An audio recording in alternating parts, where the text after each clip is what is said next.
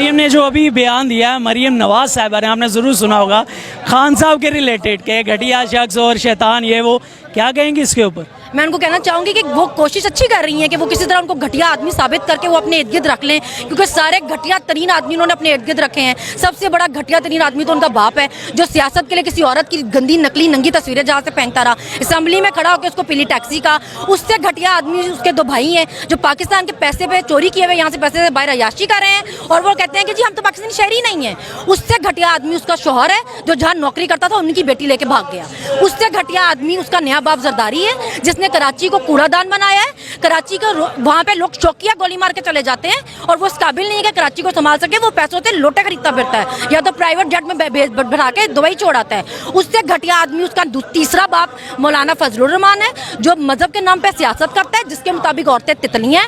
उससे भी घटिया जो आदमी है वो उसका नया भाई है बिलावल, जो जिसकी माँ के लिए सब कुछ कहते रहे हैं, वो बगैरत इनकी गोद में बैठा हुआ है, घटिया भी और बगैरत भी।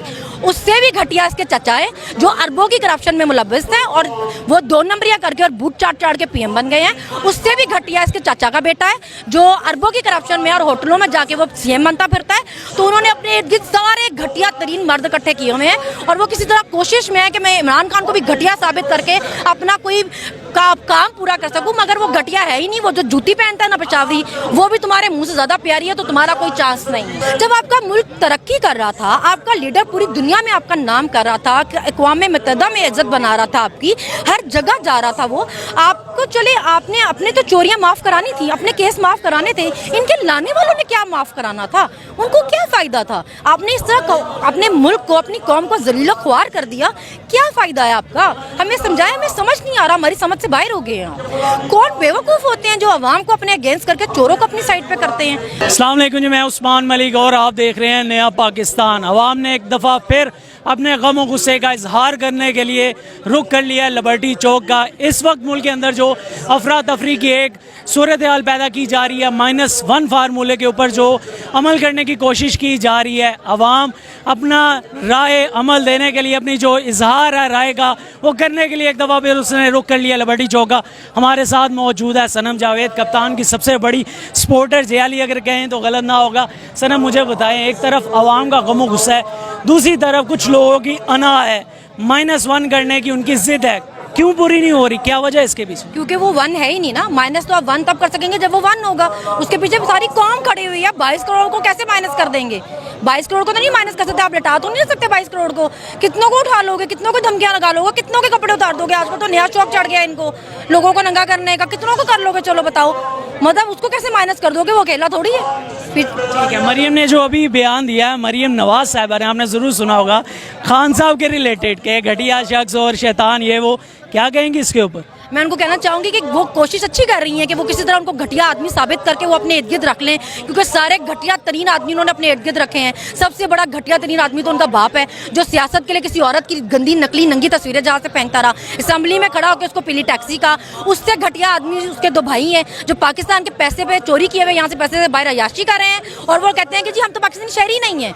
उससे घटिया आदमी उसका शौहर है, जो जहाँ नौकरी करता था उनकी बेटी लेके भाग गया। उससे घटिया आदमी उसका नया बाप जरदारी है, जिसने कराची को कूड़ादान बनाया है। कराची का वहाँ पे लोग चौकिया गोली मार के चले जाते हैं, और वो इस काबिल नहीं है कि कराची को संभाल सके। वो पैसों से लोटे खरीदता फिरता है, या तो प्राइवेट जेट में भरा के दुबई छोड़ाता है। उससे घटिया आदमी उसका तीसरा बाप मौलाना फजलुर रहमान है, जो मजहब के नाम पे सियासत करता है, जिसके मुताबिक औरतें तितली हैं।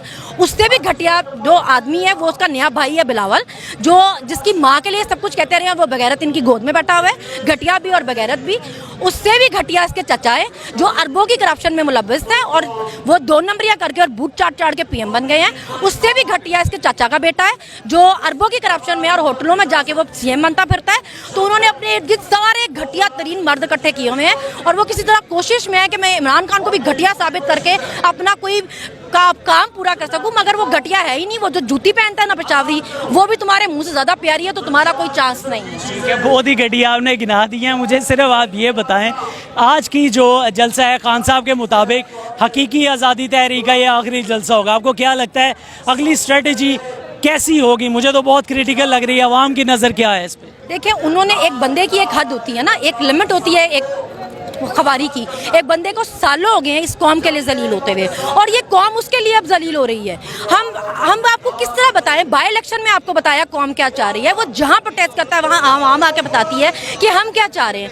आप क्या ख्वाब देख रहे हैं कि आप एक को माइनस कर लेंगे? कैसे कर लेंगे? वो नवाज शरीफ थोड़ी है, पीछे मुड़ के देखेगा कोई होगा नहीं। आपको नजर नहीं आ रहा? आप चले, पहले तो आप इल इन्फॉर्म थे, आपको किसी बेवकूफ ने बता दिया था कि वो फेमस ही नहीं है। अब तो आपकी आंखें नहीं खुल रही हैं, आपको नजर नहीं आ रहा वो क्या फेमस है या नहीं है। अभी भी आप इस कोशिशों में लगे हुए हैं कि आप उसको कुछ कर लेंगे। वो जो लाएमल देंगे, जैसा कहेंगे वैसे ही करेंगे। ठीक है, अभी कुछ दिनों पहले हमने सुना इलेक्शन कमीशन ने भी एक बहुत ही मजे का खेस बयान दिया कि सैलाब की सूरत हाल की वजह से जो इलेक्शन होने थे वो मुलतवी किए जा रहे हैं। आवाम की नज़र में असल वजह क्या है? देखिए, अभी मैंने किसी और को बताया कि अगर मैं इलेक्शन में होती और मैं इतनी जलील हो रही होती, मुझे इतनी गालियां पड़ रही होती, मैं बाय इलेक्शन में इतना जलील होकर हारती और मुझे हर तरफ से जूते पाड़े होते हैं, तो मैं भी यही करती। मैं तो कहती भाई शुक्र है जो है कोई बहाना मिला मुझे कि मैं इलेक्शन मुलतवी कर सकूं। मैंने अगर बाय इलेक्शन का रिजल्ट देखा होता तो मैं यही कोशिशें करती। जो कर रहे हैं वो बेचारे वही कर रहे हैं जो उनके साथ हुई है, वो और क्या कर सकते हैं आप? उनके पास हाल ही कोई नहीं, उनको पता है 9 की 9 सीटों पर जलील होंगे।